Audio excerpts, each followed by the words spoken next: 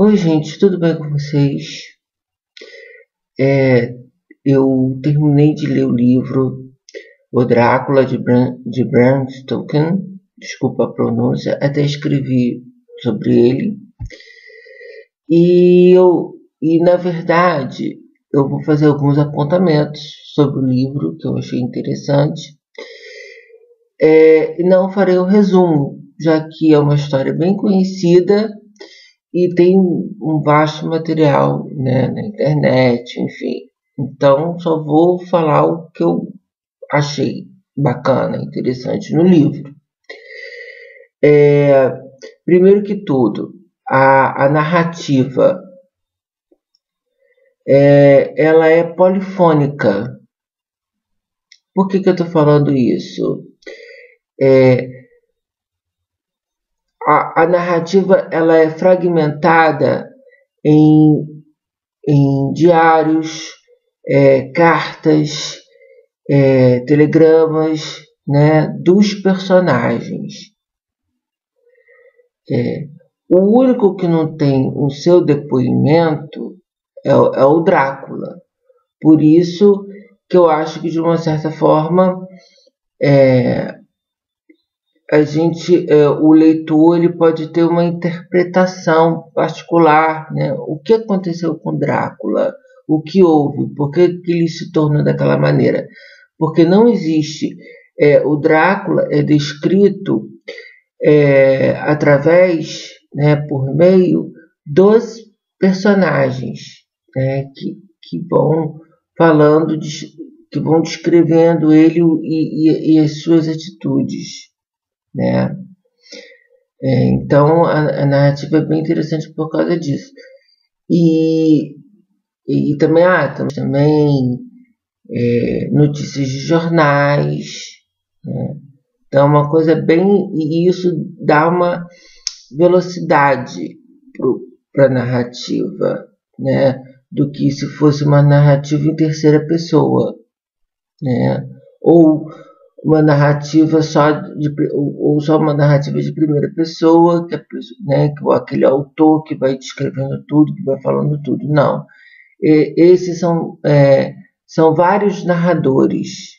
Aliás, não é só um narrador na primeira pessoa que eu quero dizer. E são vários narradores, né, que contam essa história. O que eu achei, outro ponto que eu achei também é a questão do vampiro, né, a construção que o autor, né, faz do vampiro, que é completamente diferente, né, dessa visão glamourizada de hoje em dia, né, do vampiro depilado, que faz biquinho, né, e rico, bonito, né, é completamente diferente. O vampiro do Bram Stoker, ele é amaldiçoado, ele é um parasita, né, mal, o arquétipo do mal. E aí surge uma coisa interessante, porque no início do livro, né, quando começa a falar a descrição da Transilvânia, o seu povo, né, e até a descrição do castelo do Drácula, a paisagem da Transilvânia e até a imagem do Drácula, você vê que o livro mostra um pouco aquela coisa do conflito entre a civilização e a barbárie, né? Por quê?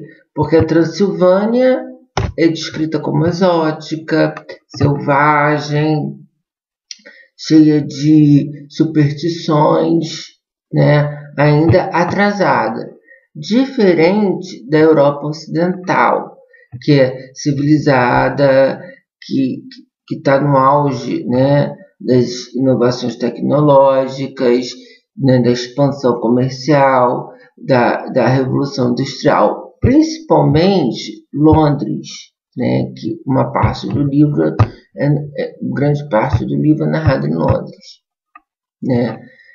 E aí eu fui pesquisando que quando o livro foi escrito, foi na era vitoriana, e que foi uma época de muita pujança, né, para a Inglaterra, e com desenvolvimentos tecnológicos, né, a expansão comercial, o desenvolvimento, a revolução, né, da indústria. E, de uma certa maneira, o livro aborda um pouco essa questão, né? Ele não pode explicitar, mas de uma certa maneira você vê isso, né? E aí, o que vai acontecer, né? Vai haver uma disputa, né, entre o civilizado e a barbárie, né, de um lado, e como os outros personagens do livro vão agir para lutar contra esse mal, né, esse lado atrasado, né? Então eles usam todo um método científico, pegando todos os relatos, organizando, né, e fazendo toda uma estrutura ali. E aí o método, né, aquele pensamento britânico, né, de raciocínio e tal, vai lutar contra o caos, né, que é o Drácula. Então eu vi bem isso. E outra coisa também, né, a questão da imagem da mulher, que eu achei interessante. A mulher, você percebe que nas personagens femininas, elas são descritas como frágeis, que precisam ser tuteladas, né? E as vampiras, né, personagens vampiras, né, elas são o oposto dessa imagem da mulher, né, que precisa ser recatada e tal. Elas são voluptuosas, elas fazem de tudo para conseguir seus objetivos, elas gozam, entendeu? O prazer carnal e amaldiçoado. A única personagem melhorzinha que é descrita é a Mina, né? Porque, além de ser dona de casa, recatada e do lar, ela ajuda o marido, entendeu? Ela ajuda o marido no trabalho. Ela que organiza todo o trabalho, todos os relatos, né, para lutar contra o Drácula. Ela é uma secretária maravilhosa. Então, além de ser dona de casa maravilhosa para o marido, ela é uma excelente secretária. Então, ela é a personificação da moral vitoriana da época, entendeu? Então, assim, realmente, eu queria uma mina para mim, entendeu? Né? Poxa, vai ser uma maravilha. Até eu queria uma mina para mim, essa personagem, porque ela é a perfeição.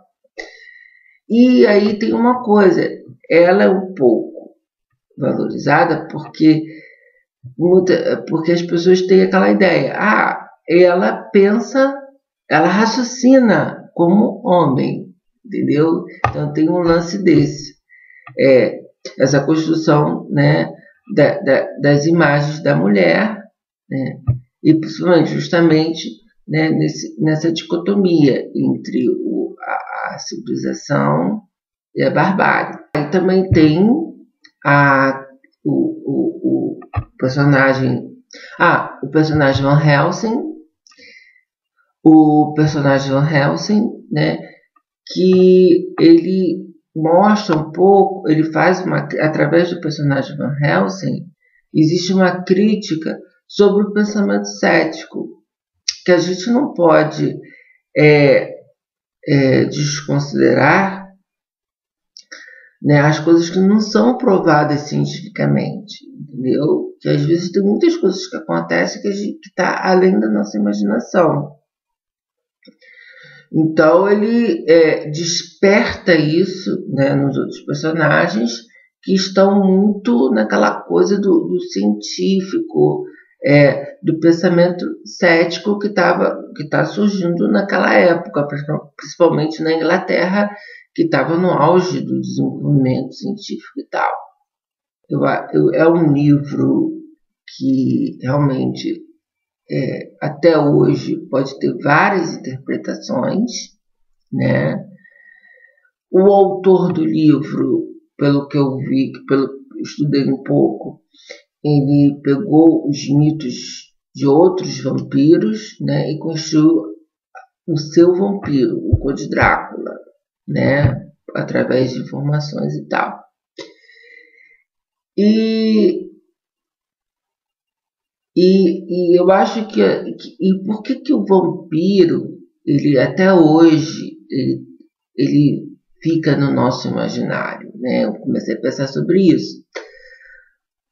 Eu acho porque na verdade, né, a gente sempre quer ter hegemonia, a gente sempre quer ter poder, né? E nessa coisa, muitas vezes, a gente pode até flertar com o diabo, né? Para conseguir as nossas ânsias, né? E nossos desejos. Por isso, né? E também, né, a questão do inconsciente, né? Porque